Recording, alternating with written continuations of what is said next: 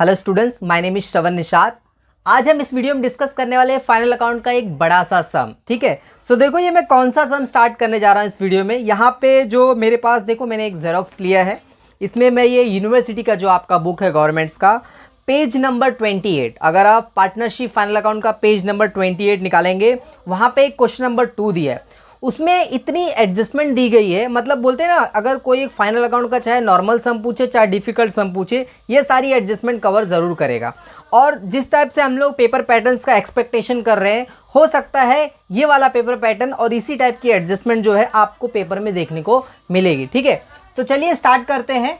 सो यहाँ पर आप लोग देखो जो क्वेश्चंस मैं बोला हूँ, क्वेश्चन नंबर 2 पेज नंबर 28। ठीक है, यहाँ पे लिखा है from the following trial balance and adjustment given below you are required to prepare trading and profit and loss account for the year ended 31 March 2019।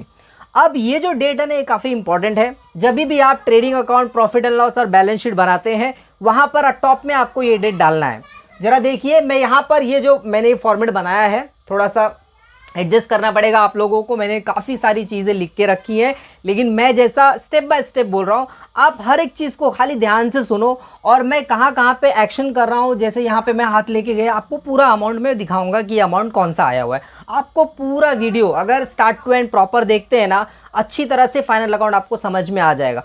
और ये सम होने के बाद एटलीस्ट अगर आप 2 सम भी प्रैक्टिस करते हैं ना, तो फाइनल अकाउंट आप कोई भी सम उठा के सॉल्व कर सकते हैं। ठीक है, चलिए स्टार्ट करते हैं। सो देखो, जैसे कि मैंने कहा कि मैंने ट्रेडिंग अकाउंट और प्रॉफिट एंड लॉस अकाउंट एक ही में बनाया है। आप अलग अलग भी बना सकते हैं, लेकिन एक ही में बनाओगे तो क्या आपका थोड़ा टाइम बचता है। अभी यहाँ पे अगर आप दोनों एक साथ बना रहे तो आपको हेडर कैसा डालना है, trading account, trading and profit and loss account as on 31 March 2019। जो ये डेट दिया है, आपको डेट डालना है। सेम डेट आप बैलेंस शीट के ऊपर भी डालोगे कि ये बैलेंस शीट जो डेट है कब का है, 31 मार्च 2019। चलिए, इतना काम हमारा हो गया। अभी फाइनल अकाउंट्स के तो वैसे तो काफ़ी सारे वीडियो अपने चैनल पे अपलोड है। आप इस वीडियो के डिस्क्रिप्शन में भी देखो, आपको 4-5 लिंक तो ज़रूर मिलेंगे क्योंकि मैंने डाले हुए हैं। ठीक है, अब क्या, अब अपने को सबसे पहले फाइनल अकाउंट को ना मार्क्स को समझना पड़ता है, जो कि मैं काफ़ी सारे वीडियोस में बता चुका हूँ। एक बार वापस बताता हूँ। अभी तक के फिलहाल जो फॉर्मेट करंट रेट का चल रहा है, वो 15 मार्क्स का आपका फाइनल अकाउंट चल रहा है। ये मैं महाराष्ट्र बोर्ड की बात कर रहा हूँ। 15 मार्क्स में स्टूडेंट्स, ये जो चैप्टर होता है ना, काफ़ी अच्छा होता है। काफ़ी लोग बोलते हैं अरे बहुत डिफिकल्ट है। सॉरी, हाँ, ये डिफिकल्ट नहीं रहता है। 15 मार्क्स में से ना आपको मिनिमम 5 मार्क्स तो सिर्फ ना पोस्टिंग करने को मिलते हैं। 5 मार्क्स मिल रहा पोस्टिंग करने को। करना क्या है, ये जो सारी चीज़ें दी गई हैं, इनको बराबर से ये 3 अकाउंट में फेंकना रहता है। कौन कौन से अकाउंट में, ट्रेडिंग में, प्रॉफिट एंड लॉस में एंड बैलेंस शीट में। और इसके लिए अगर आप एकदम डीप में घुसोगे चैप्टर, आपको लगेगा अरे बहुत कुछ चीज़ें याद करनी पड़ेगी, तब जाके समझता है कि यार कौन सी चीज़ कहाँ जाएगी। ऐसा बिल्कुल नहीं है। मैं जो वीडियो सिंपल वाला है ना पोस्टिंग का, उसका भी लिंक डाला हूँ, आप एक बार इसका डिस्क्रिप्शन चेक करो। फिलहाल के लिए मैं जो बोल रहा हूँ उसको ध्यान से सुनो, कैसे आप इतनी सारी चीज़ों को 2 मिनट में डिस्क्राइब कर सको कि हाँ भाई कौन सी कहाँ जाएगी। तो देखो, सबसे पहले ना आप ये जो मेरे 5 फिंगर, इस पर ध्यान दो।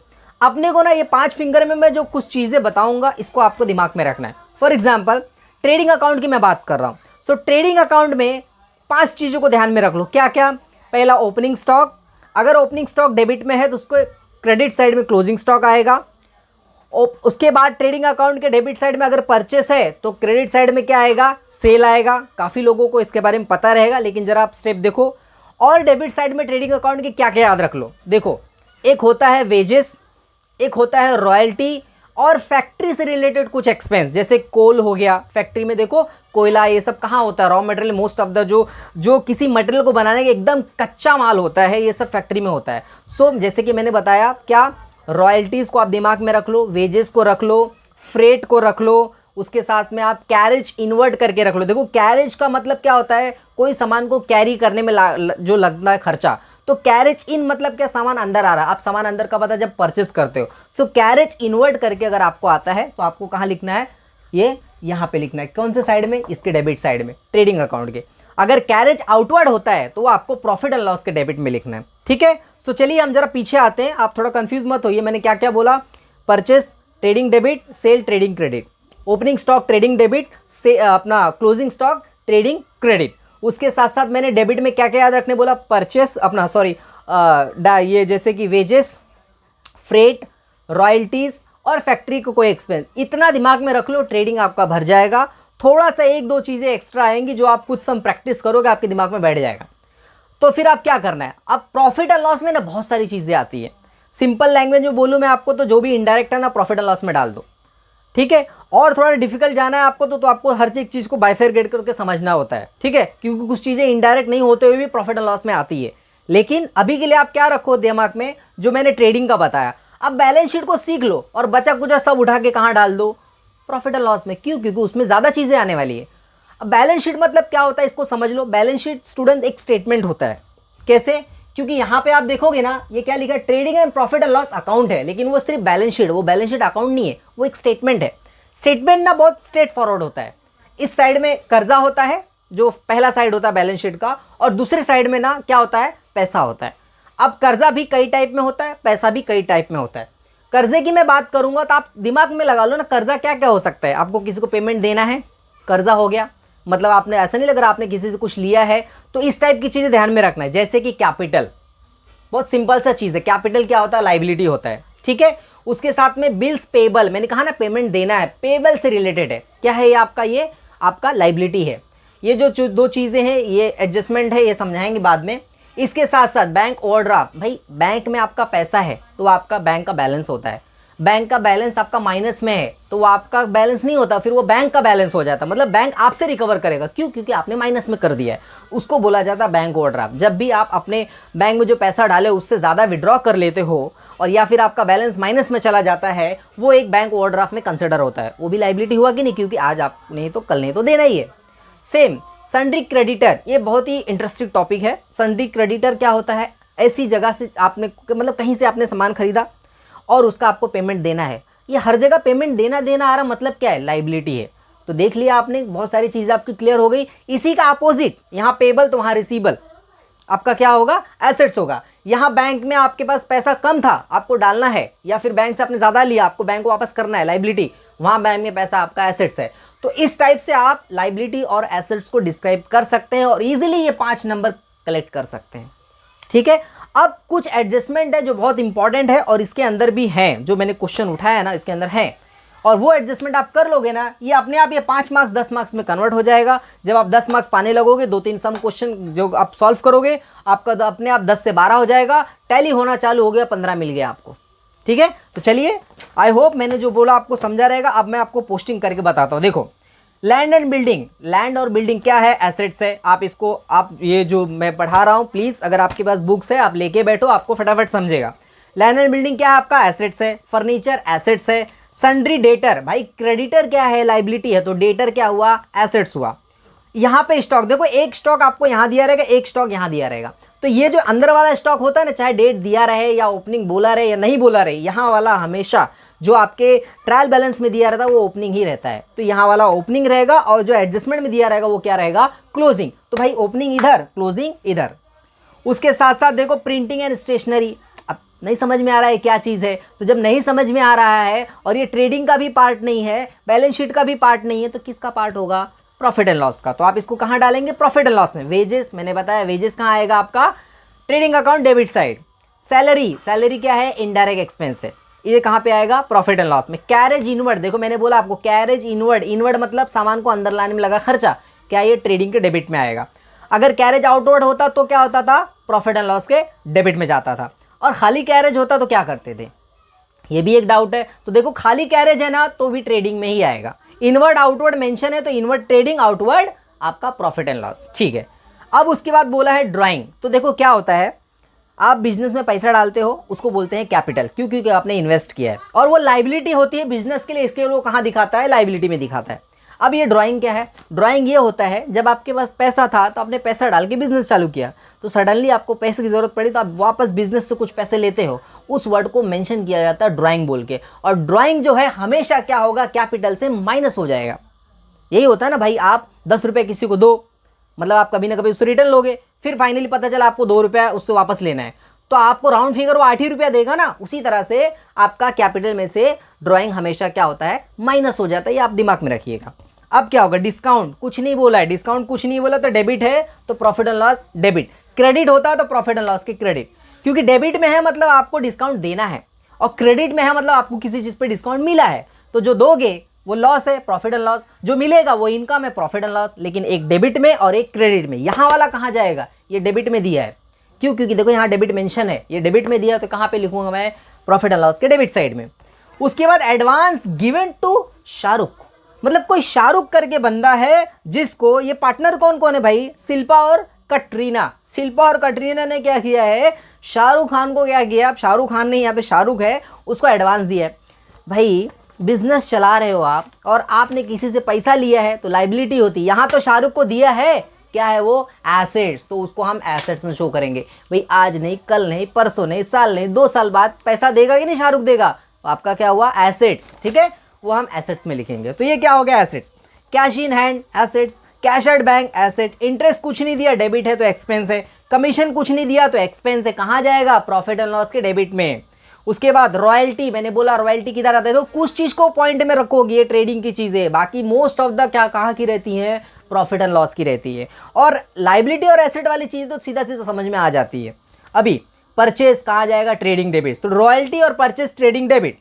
अभी लिखा है यहाँ पे, अभी यहाँ पे क्या लिखा है आपको देखो, कैपिटल लिखा है, शिल्पा और कटरीना दोनों लाइबिलिटी है, bills payable liability, bank overdraft liability, purchase return, देखो परचेस रिटर्न है तो परचेस से माइनस होगा, और अगर सेल्स रिटर्न है तो सेल से माइनस होगा, ठीक है। सो जरा ध्यान से देखते हैं कि यहाँ पर सेल्स रिटर्न दिया था, मैं पढ़ना भूल गया। सो ये सेल्स रिटर्न सेल्स से माइनस होगा, परचेस रिटर्न परचेस से माइनस होगा, ठीक है। उसके बाद देखो ये सेल्स और परचेस रिटर्न से रिलेटेड एक कंफ्यूजन है, यहाँ नहीं है, आपको पड़ेगी, आप कमेंट करना इस वीडियो पे, मैं उसका रिप्लाई करूंगा, ठीक है। और वो क्या चीज़ है आप प्रैक्टिस करो तो पता चलेगा। अभी यहाँ बताऊंगा, कंफ्यूज हो गए, यहाँ पे क्लियर है, परचेस का परचेस रिटर्न परचेस से माइनस होगा, सेल्स रिटर्न सेल से माइनस होगा। अभी सन्ड्री क्रेडिटर, सन्ड्री क्रेडिटर क्या, मैंने बोला लाइबिलिटी, भाई डेटर एसेट तो क्रेडिटर लाइबिलिटी। बैंक को लोन, बैंक लोन मतलब बैंक ने आपको लोन दिया है, भाई शाहरुख को जैसा तुमने पैसा दिया तुम्हारा एसेट हुआ, उसी तरह बैंक ने तुमको लोन दिया, मतलब तुमको बैंक ने पैसा दिया, लाइबिलिटी। इंटरेस्ट रिसीव्ड इनकम है, प्रॉफिट एंड लॉस के क्रेडिट में।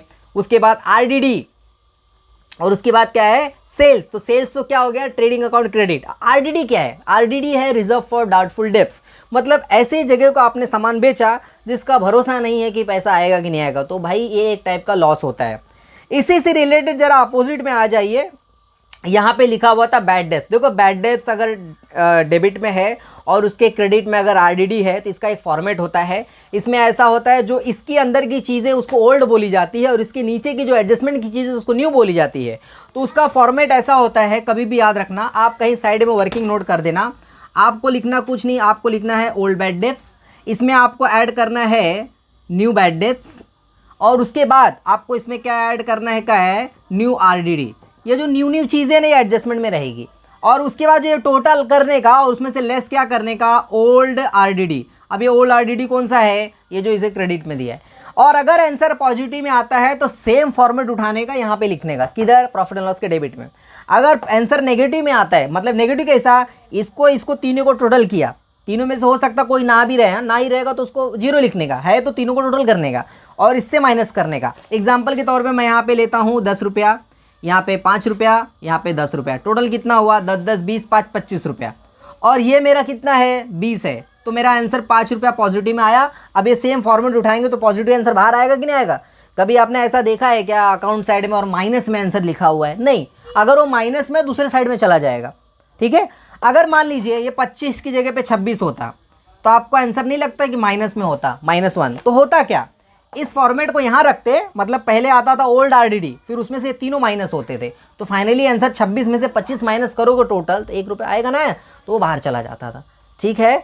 चलिए थोड़ा बड़ा था, मगर मैं आपको बोल रहा हूँ ना, कोई भी चीज़ नहीं समझा ना वीडियो पे आप कमेंट करो, उसका सेपरेट वीडियो बनाकर मैं आपको एक्सप्लेन करूँगा, लेकिन 15 मार्क्स दिला के रहूँगा, ठीक है। चलिए फाइनली हमने पोस्टिंग हमने देख लिया कहाँ पे कहाँ जा रहा है। अब मैं आपको जरा पोस्टिंग बता भी देता हूँ, ये तो मैंने पढ़ के बताया, ठीक है। लैंड एंड बिल्डिंग एसेट्स में डाला मैंने, उसके नीचे फर्नीचर डाला, एडजस्टमेंट है, अगर एडजस्टमेंट कैसे, पोस्टिंग तो आप समझ गए किधर क्या जाएगा। एडजस्टमेंट मतलब किसी चीज़ को लिखने से पहले एक बार एडजस्टमेंट देख लेना। एडजस्टमेंट में लिखा हुआ है स्टॉक है, उसके बाद आउटस्टैंडिंग एक्सपेंसेस है, सैलरी है, और उसके बाद बैड डेब्ट्स है, और उसके बाद डेप्रीशिएशन है। ये जिन जिन चीज़ों का नाम देगा, अगर वो चीज़ें यहाँ पर हैं तो इन सब का जो अमाउंट है, 2 कॉलम होता है, देखो एक इनर होता है एक आउटर होता है, तो जिन पे भी क्या है, कुछ ना कुछ बोला है, उसका अमाउंट को आपको कहाँ लिखना है, अंदर लिखना है, ठीक है। तो फाइनली अगर मैं देखता हूँ तो मेरा ये जो स्टॉक है तो क्लोजिंग है, इसको अंदर बाहर लिखने की जरूरत नहीं, इसका सीधा 2 इफेक्ट होगा। आउटस्टैंडिंग एक्सपेंस रॉयल्टी और वेजेस है, इनके अमाउंट को मैं अंदर लिखूंगा, कहाँ लिखूंगा, अंदर लिखूंगा। तो मैं क्या करूंगा, रॉयल्टी और वेजेस पे एक टिक मार्क लगा दूंगा कि भाई इस पे एक एडजस्टमेंट, इसके अमाउंट को अंदर लिखना और एक लाइन छोड़ के दूसरी चीज़ ये लिखना है। उसके बाद सेम सैलरी का भी है, सेम आपका किसका है, डेप्रीशिएशन का भी है। अब देखो हम क्या करने जा रहे हैं अभी हम लोग पोस्टिंग करेंगे लैंड एंड बिल्डिंग। अमाउंट कहाँ लिखा है जरा आप ध्यान से देखना, अंदर लिखा है मैंने, क्यों, क्योंकि उस पर एक एडजस्टमेंट है, मैंने एडजस्टमेंट सब कर दिया है, आपका काम सिर्फ समझना है। उसके बाद फर्नीचर, देखो फर्नीचर लिखा, अमाउंट अंदर लिखा, डेप्रीशिएशन माइनस करके बाहर लिखा है। वो डेप्रीशिएशन कैलकुलेट कैसा है, कैसे करना है, वो सब मैं अभी दिखाऊंगा आपको, पहले पोस्टिंग समझ लो। उसके बाद लिखा हुआ है सन्ड्री डेटर, डेटर पे भी एडजस्टमेंट है और 2 एडजस्टमेंट है, जरा ध्यान से देखो। Bad debts, reserve for doubtful, 2 adjustment है। तो देखो किसी पे अगर एक एडजस्टमेंट हो तो एक लाइन, 2 एडजस्टमेंट है तो 3 लाइन छोड़ देने का, ठीक है। क्यों, क्योंकि 2 एडजस्टमेंट पहले माइनस होकर फाइनल अमाउंट आके फिर टोटल करके बाहर जाता है वो, इसके वजह से जो सन्ड्री डेटर है उसके लिए 1 और 2 लाइन छोड़ा, तीसरा लाइन में चौक करके आंसर बाहर जाएगा, ठीक है। तो फिलहाल के लिए आप इतना दिमाग में रखो, इसको 3 लाइन लगेगा, 2 एडजस्टमेंट 3 लाइन, 1 एडजस्टमेंट 1 लाइन। अभी उसके बाद है स्टॉक, स्टॉक तो आपका ओपनिंग है, सीधा ओपनिंग में यहाँ लिख दिया मैंने। उसके बाद स्टॉक के बाद आपके पास क्या आता है, वेजेस, प्रिंटिंग एंड स्टेशनरी क्या है, प्रॉफिट एंड लॉस का है, तो यहाँ पे प्रिंटिंग एंड स्टेशनरी हमने दिखा दिया, कहाँ पे, ये देखो प्रिंटिंग एंड स्टेशनरी मैंने यहाँ पे लिख दिया।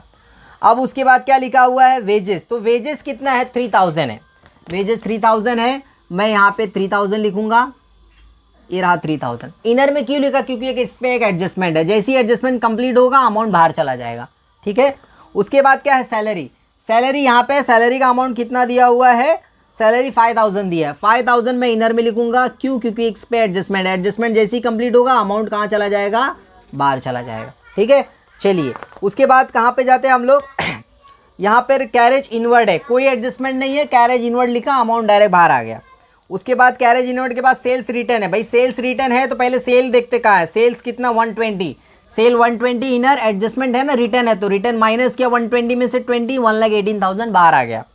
उसके बाद अगर आप देखते हो क्या क्या लिखा है, देखो बहुत ध्यान से अकाउंट को थोड़ा सुनना पड़ता है आपको, थोड़ा सा अगर बोर लग रहा होगा तो प्लीज़ पेन पेंसिल अपने हाथ में लेकर के आप खुद से प्रैक्टिस करो, वीडियो को स्टॉप करो थोड़ा सा, उसके बाद जो पहले है थोड़ा देखो उसको, क्यों, क्योंकि 10 बार वीडियो देख के मतलब नहीं है, एक ही बार देखने का 1-1.5 घंटा वेस्ट होगा। जैसे लेक्चर आप बैठ, तो आप किसी भी फाइनल अकाउंट का लेक्चर कहीं भी अटेंड करो 1 आवर पूरा लगता है, यहाँ पे आप 30 मिनट्स में वीडियो बनाना ये कोई नॉर्मल चीज़ नहीं है, इसके लिए थोड़ा कंजस्टेड मतलब एडजस्ट करके लेना पड़ता है, ठीक है। तो ज़रा देखिए, अगर लग रहा थोड़ा वास्ट जा रहा है तो ठीक है आप स्टॉप करिए और थोड़ा जो कराया गया उसको प्रैक्टिस करिए, उसके बाद आगे का देखिए, पूरा वीडियो मिलेगा, आप 10 बार प्ले करिए, वहाँ पे मैं बोलता रहूँगा, ठीक है। चलिए अब हम आगे बढ़ते हैं, सेल्स रिटर्न माइनस होगा ड्राइंग, तो ड्राइंग कहाँ से माइनस होगा, कैपिटल से, तो फाइनली कैपिटल मैंने यहाँ पे लिख दिया है और यहाँ पे ड्राइंग भी मैंने, ये कैसा किया पूरा आपको बताता हूँ मैं, फिलहाल के लिए आपको ध्यान में रखना है कैपिटल में से ड्राइंग माइनस हुआ है, ठीक है। अभी डिस्काउंट है, कुछ नहीं बोला है तो सीधा डिस्काउंट को मैंने लिख दिया, डिस्काउंट यहाँ पर जो भी है मैंने डिस्काउंट को क्या कर दिया, बाहर निकाल दिया, कितना डिस्काउंट है 2030। फिर advance given to Shahrukh, assets था, देखो मैंने एसेट्स में यहाँ पे दिखा दिया।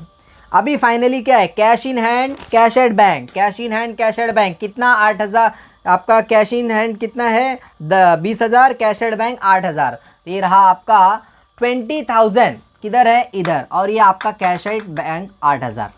उसके बाद इंटरेस्ट 1000 है, डेबिट साइड में है, सीधा इंटरेस्ट 1000 दिखा दो as a expense, commission expense हो गया, क्यों, क्योंकि कुछ नहीं बोला, डेबिट साइड में प्रॉफिट एंड लॉस में कमीशन सीधा दिखा दो।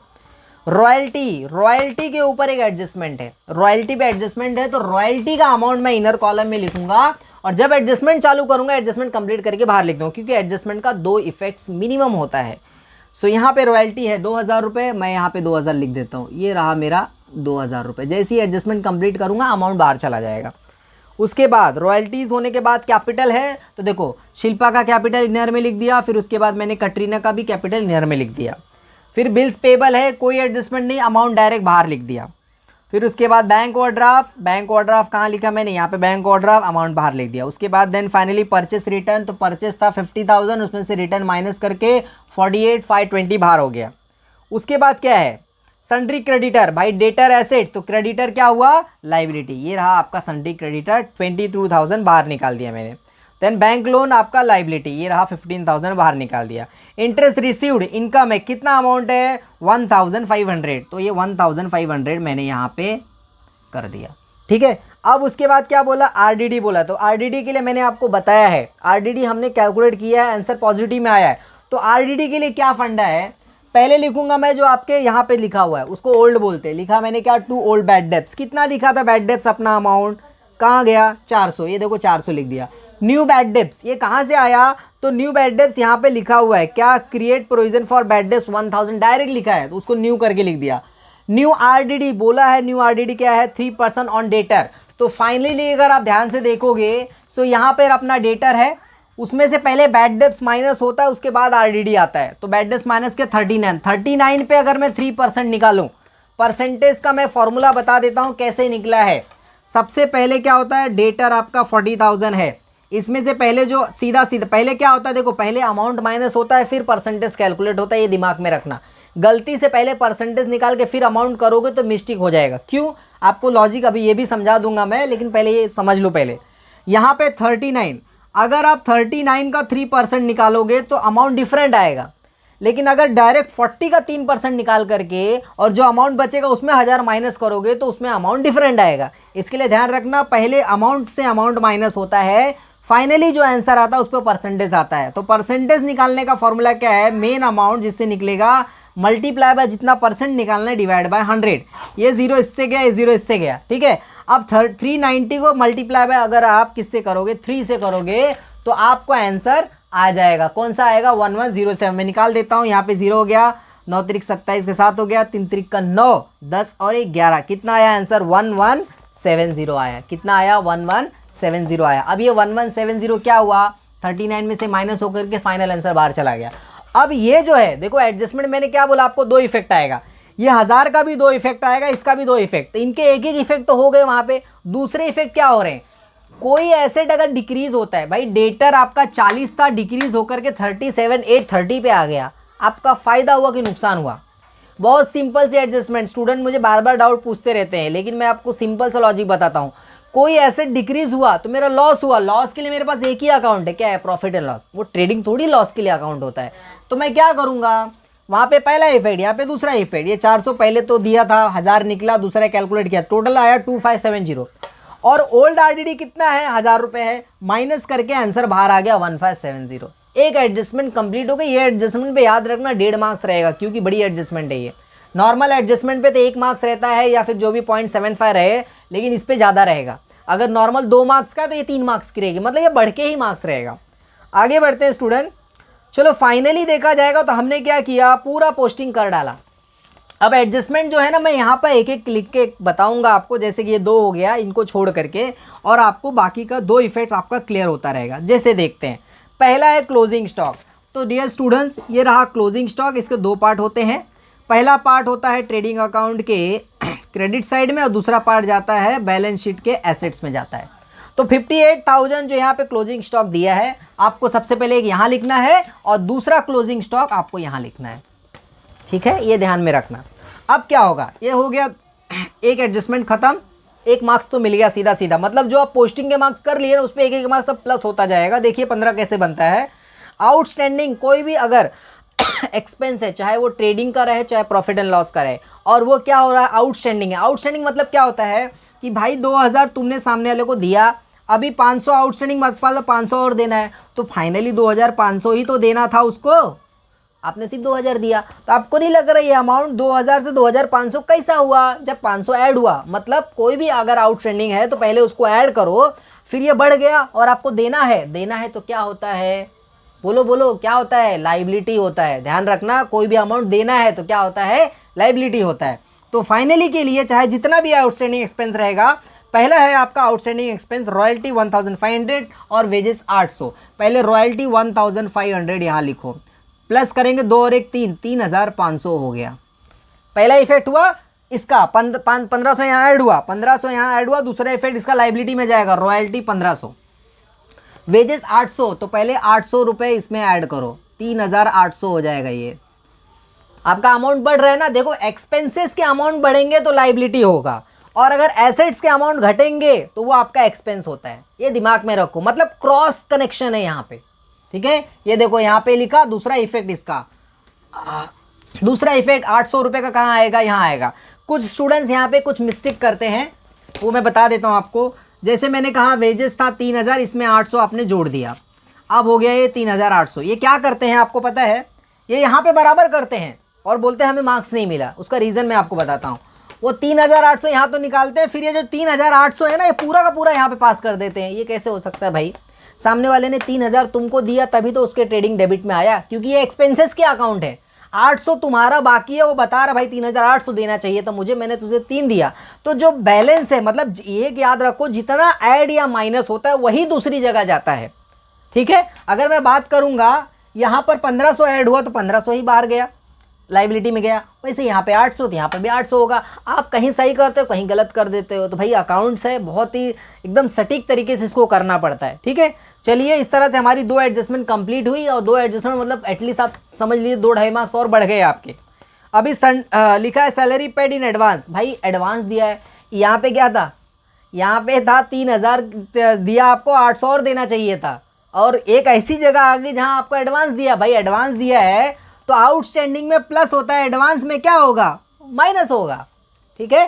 सो चलिए यहाँ पे बात करते हैं, सैलरी कितना पे किया स्टाफ को, 2000 एडवांस पे किया। तो भैया जो 5000 सैलरी है उसमें से 2000 माइनस कर दो, बाहर आएगा 3000। अब लॉजिक बताइए, जब एक्सपेंसेस बढ़ता है तो आपका क्या होता है, लॉस होता है, लाइबिलिटी में जाता है। जब एक्सपेंसेस घटेगा तो आपका फ़ायदा होगा, एसेट में जाएगा। देखिए यहाँ पे क्या लिखा मैंने, एडवांस सैलरी 2000 रुपया। देखिए यहाँ पे एडवांस सैलरी 2000 रुपया, समझ गए। एक्सपेंसेस घटेगा आपका क्या होगा, आपका एसेट्स हो जाएगा, और अगर एक्सपेंसेस बढ़ेगा तो लाइबिलिटी हो जाएगा। जितने से बढ़ेगा जितने से घटेगा वही अमाउंट यहाँ वहाँ करिएगा, ठीक है। चलिए अब बात करते हैं डेटर का। तो भाई डेटर का एडजस्टमेंट तो हो गया। डेप्रीशिएशन बोला है, तो डेप्रीशिएशन मतलब क्या होता है, डेप्रीशिएशन इज नथिंग बट जो भी एसेट्स, मतलब the value of the asset decreasing, it's called as a depreciation. मतलब जो भी एसेट्स के वैल्यू डाउन होते हैं उनको डेप्रीशिएशन बोला जाता है। जैसे कि मान लीजिए मैं मोबाइल खरीदा 20,000 रुपीज़ का, और मैं उसको वापस 10 दिन बाद रीसेल करूँगा, कितने में करूँगा भाई, 19 में बिका तो बहुत बड़ी बात है, हो सकता है कोई उसका 15 भी ना दे। मतलब जो वैल्यू डाउन हुई that is nothing but loss भी बोल सकते हो, डेप्रीशिएशन भी बोल सकते हो। समझ में आ रहा है। फिलहाल यहाँ का थोड़ा फंडा अलग है। डेप्रीशिएशन का मतलब आप सिंपल सा लेके चलो दिमाग में, लॉस होता है, जितना परसेंट बोला उतना परसेंट माइनस कर दो। भाई यहाँ पे लैंड एंड बिल्डिंग 37 कितना लिखा था लैंड एंड बिल्डिंग का अमाउंट, यहाँ पे मैं वापस देख लेता हूँ, 37,800 बराबर पढ़ा मैंने। सो 37,800 का कितना परसेंट बोलता है, 5%, मल्टीप्लाई बाय 5 डिवाइड बाय 100, 00 इससे कट गया।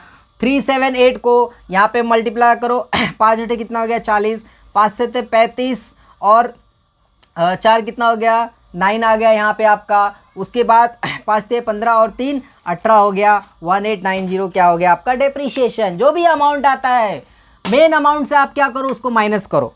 जब आप माइनस करोगे अमाउंट आपके एसेट का डिक्रीज होगा, वही अमाउंट जो माइनस किए रहोगे वो डेप्रीशिएशन बोल के यहाँ पे शो कर देना। खत्म, 15 मार्क्स हो गया।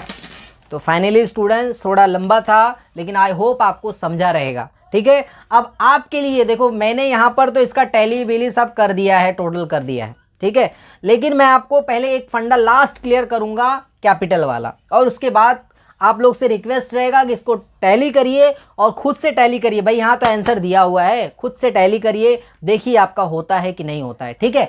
अब बात करते हैं कैपिटल का क्या करना। देखो जो भी पार्टनर है उसका नाम लिखने का और 2 लाइन छोड़ने का। 3 लाइन छोड़ोगे तो और अच्छा है, 4 लाइन छोड़ोगे और अच्छा है। लाइबिलिटी साइड में बहुत जगह रहती है। 3 लाइन एटलीस्ट छोड़ दिए, फिर उसके बाद दूसरे पार्टनर का नाम लिखो, 3 लाइन छोड़ दो। होता है क्या है, पार्टनर के कैपिटल में प्रॉफिट ऐड होता है और लॉस हुआ तो माइनस करना पड़ेगा। यहाँ पे फिलहाल क्या मिला, क्या हुआ है, प्रॉफिट हुआ है, ठीक है। यहाँ पे प्रॉफिट हुआ है, इसकी वजह से ये ऐड हुआ है, और जो आंसर है उसमें ड्राइंग माइनस करके अमाउंट बाहर चला गया। कविता कटरीना का इतना पैसा था कैपिटल, उसमें प्रॉफिट उसका ऐड हुआ और ड्राइंग माइनस कर करके बाहर चला गया, ठीक है। ये है फंडा किसका, कैपिटल का। ठीक है, सो याद रखो जब आप ट्रेडिंग अकाउंट, अब हम क्लोज करने की बात करते हैं, समझ गए रहेंगे आप ये चीजें। क्लोज करेंगे, सबसे पहले क्लोज होगा क्या, ट्रेडिंग, फिर क्या होगा प्रॉफिट एंड लॉस, फिर क्या होगा बैलेंस शीट। ट्रेडिंग को क्लोज करने के लिए फाइनली क्या करना पड़ता है, आपको डेबिट का टोटल और क्रेडिट का टोटल करना पड़ता है। तो हमने जो टोटल किया, क्रेडिट बढ़ा है 1,76,000, दोनों साइड लिखा। उसके बाद क्या हुआ, opening stock, purchase, wages, royalty और कैरेज के अमाउंट को टोटल करके 1,70,000 से माइनस किया तो आंसर आया 51,180। ये क्या है आपका आंसर जो है, क्रेडिट बढ़ा है तो इसको बोलेंगे प्रॉफिट, और जो ट्रेडिंग अकाउंट का प्रॉफिट होता है उसको बोलते हैं ग्रॉस प्रॉफिट। 1 मार्क्स का ऑब्जेक्टिव में आता है कि भाई ट्रेडिंग अकाउंट के प्रॉफिट को ग्रॉस प्रॉफिट बोलते हैं, समझ में आया। ठीक है, इसे याद रखना है क्या होगा, ग्रॉस प्रॉफिट है। तो यहाँ पे हम लोग क्या लिखेंगे, to gross profit carry down.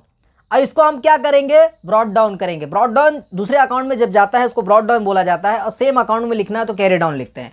अब यहाँ पे मैंने लिख दिया, यहाँ पे क्या लिख दिया मैंने, ब्रॉड डाउन। ब्रॉड डाउन में जो अमाउंट यहाँ वो यहाँ हो गया। अब फाइनली क्या होगा, इसका टोटल हम नीचे लिखेंगे, और ये जो ट्रेडिंग की चीज़ें इग्नोर करके प्रॉफिट एंड लॉस की चीज़ें सबको टोटल करके फाइनल अमाउंट से लेस करेंगे, तो हमको यहाँ पे प्रॉफिट आया 35465। ध्यान से देखना क्या आया प्रॉफिट, 35465। ये जो प्रॉफिट आया इसको पार्टनर में डिवाइड करेंगे। अब मुझे बताओ, पूरे क्वेश्चन में पढ़ा आपको कहीं दिखा कि जो अभी देखो एक अमाउंट 2 लोग को बांटना, कैसे बांटोगे, या तो आधा आधा कर दो, राइट, या तो आप क्या करोगे, अरे कुछ दिया है क्या, इसको 2 बटा देना, उसको 3 बटा देना, ऐसा देखने का। तो मैंने पढ़ा, आपने भी देख लिया रहेगा, कहीं कुछ नहीं दिया तो इसका क्या करने का, डिवाइड बाय 2 कर देने का। जो भी आंसर आया, अपने को आंसर कितना आया है 17732, मतलब पॉइंट में आंसर आएगा ये, क्योंकि 5 का आधा 2.5 होगा। आप इतना तो समझ ही रहे हैं कि लास्ट डिजिट समझ जाओ। तो एक को 2 दे दो, एक को 3 दे दो, मतलब 5 का एक को 2 रुपये, एक को दे दो, एक को 3 दे दो। ऐसा करने पे एक को आंसर आया 17,732 और एक को आया 17,733। ठीक है, अब आपको समझा रहेगा। कैपिटल में नेट प्रॉफिट ऐड किया, ड्राइंग माइनस किया, बाहर गया। कैपिटल में नेट प्रॉफिट ऐड किया, ड्राइंग माइनस किया, बाहर आ गया। और ये सब तो कहाँ से आपको पता है, टोटल करो 180, क्या कितना है यहाँ पे अपने को, यहाँ पे आया 1,87,265 आपका टोटल अमाउंट है। सो डियर स्टूडेंट्स, ये है हमारा फाइनल अकाउंट। बोर्ड पे समझाना काफ़ी मुश्किल है, क्योंकि इतना सारा चीज़ें लिखना रहता है और इतना बड़ा टॉपिक उठाना बहुत टाइम लगता है। सो आई होप आपका कुछ भी डाउट है ना, आप एक बार कमेंट करो, मैं कोशिश करूंगा कि वहाँ पर भी क्लियर कर सकूँ, और इस तरह से हम इस चैप्टर को जितने जल्दी ख़त्म करें, ताकि हम नेक्स्ट वीडियो अपलोड करेंगे किसका, एनपीओ का। इसके बाद एनपीओ हमारा टारगेट रहेगा, आपका फैब में भर भर के आपको वीडियोस मिलेंगे।